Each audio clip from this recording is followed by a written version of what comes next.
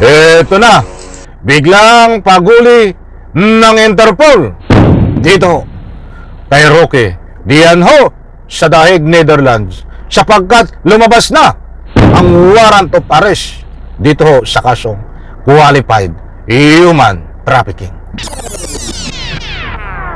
Alright, welcome back to my YouTube channel. I'm Andes Vlog.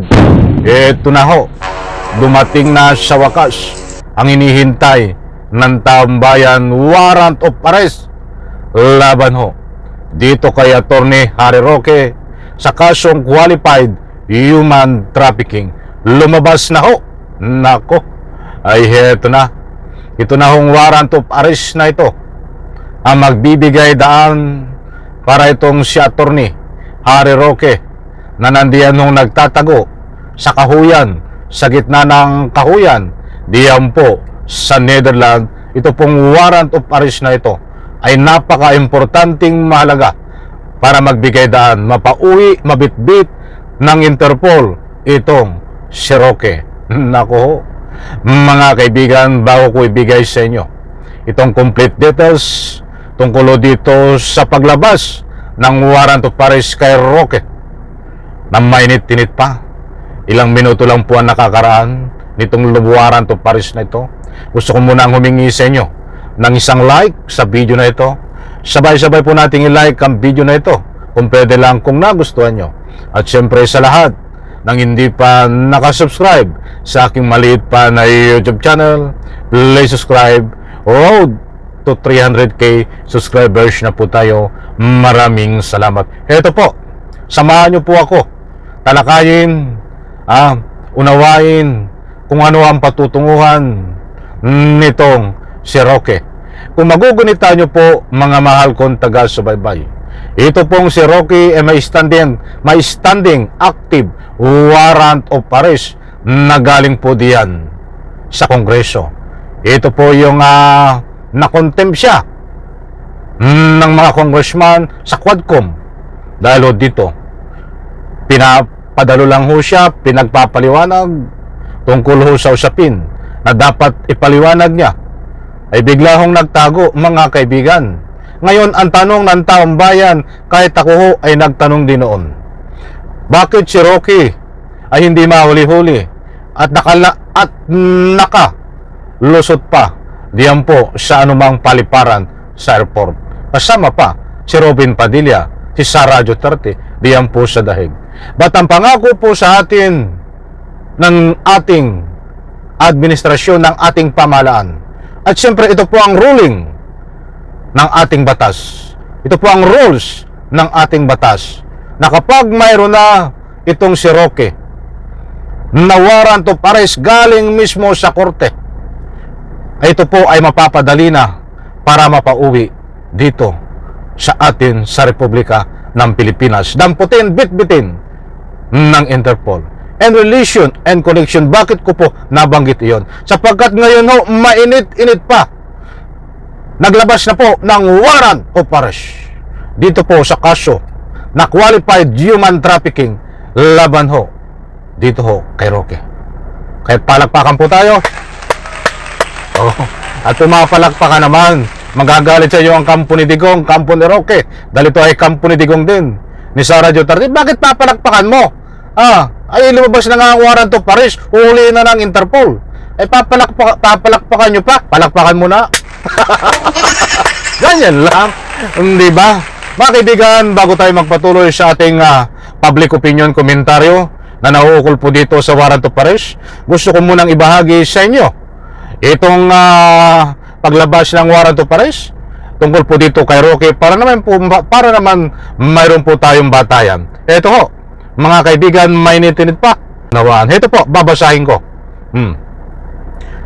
Naglabas ng warrant of arrest ang Angeles, Pampanga Regional Trial Court Branch 118 laban kina dating presidential spokesperson Attorney Harry Roque at Cassandra Ong para sa kasong qualified human trafficking. Nako, ay ito, kumpirmado. Mayroon na pong warrant of arrest na inalabas po ang Angeles, Pampanga Regional Trial Court, Branch 118, laban ho kina dating Presidential Roque, at may kasama siya itong kanyang kasangkot na si Cassandra Ong. Kilala nyo din po yan, isang babae, Cassandra Ong, nakasamahan din po ni Alice Go. Mga kaibigan, ito po nga warrant of arrest na ito ni Roque ay napaka-importanting mahalaga, sapagkat ito po, muli kong inuulit, itong warrant of arrest na ito ang hinihintay lang ng ating gobyerno, ng ating kinaukulan, ng ating pamahalaan, upang sa ganon gumulong ang pagpapauwi at simulan sa legal na proseso para madampot ng Interpol itong si Roque diyan po sa The Hague, Netherlands. Kaya't binabahagi ko po sa inyo, mga mahal kung taga-subaybay. Tapusin po natin. Nandiyan po sa screen, ipapas ko din arrest warrants versus Harry Roque, Cassandra Ong, inilabas ng korte.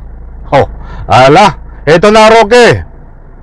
Buhat diyan sa iyong pinagtataguan sa gitna ng kahuyan sa The Hague, Netherlands, ay lumabas na ang iyong warrant of arrest. Sige, malaya kang magmura, malaya kang manira ng gobyerno, at malaya ka kung ano ang gawin mo. Basta't ang pamahalaan, ang gobyerno, ang kinaukulan, kung sino man ang hawak nito para arestuhin ka, ay malaya ka ding arestuhin dahil mayroon ng batayan. Unang-una, diyan ho sa Netherlands ay mayroong extradition treaty. So abangan po natin, mga kaibigan, kung ano ang kahihinat na nito, kung ano ang mabilis ang aksyon ng ating gobyerno. Abangan po natin ito dahil ayaw ko naman pangunahan ang anumang aksyon ng kinaukulan, kung ano ang gagawin dito. At ang importanteng mahalaga ho ay meron na pong warrant of arrest dito po kay Roque na galing ho sa korte. Hindi po tayo nagpapakalat ng anumang fake news. Kung magugunita nyo po, balikan nyo ho ang vlog ko kahapon na umaga. Nandiyan po on the record sa aking YouTube channel na sinasabi ko po ay lalabas ang warrant of arrest ni Roque ngayon ho. Kung hindi man ngayon, ay sa isang araw. Ba't nangyari ho ngayon nga? Dahil nakakuha po tayo ng anumang impormasyon na reliable na mayroong lalabas ang warrant of arrest. Nabanggit ko po yan sapagkat ang dami hong nagbibigay ng anumang public opinion na mga ika nga po yung tagasunod ni Roque na fake news ang aking sinasabi. Sige nga ho, kung fake news, balikan nyo ho ang aking vlog kahapon no. Nandyan ho ang katunayan. Heto na, dumating na. But anyway, buong puso ko, ano man ang inyong public opinion, ay nire-respeto ko, mga kaibigan. Yan ay, anytime, dito po sa aking YouTube channel, lahat po kayo ay welcome, bashers man o hindi, na magbigay ng anumang public opinion. Eto na, Attorney Harry Roque, bibit-bitin na ng Interpol dahil lumabas na ang warrant of arrest. Yan po ang kabaabang, mga kaibigan, upang makita natin itong si Roque ay nandito sa Republika ng Pilipinas upang ikulong sa tunay na kulungan. Muli po, isa like ko sa video nito. Bye-bye. Palakpakan.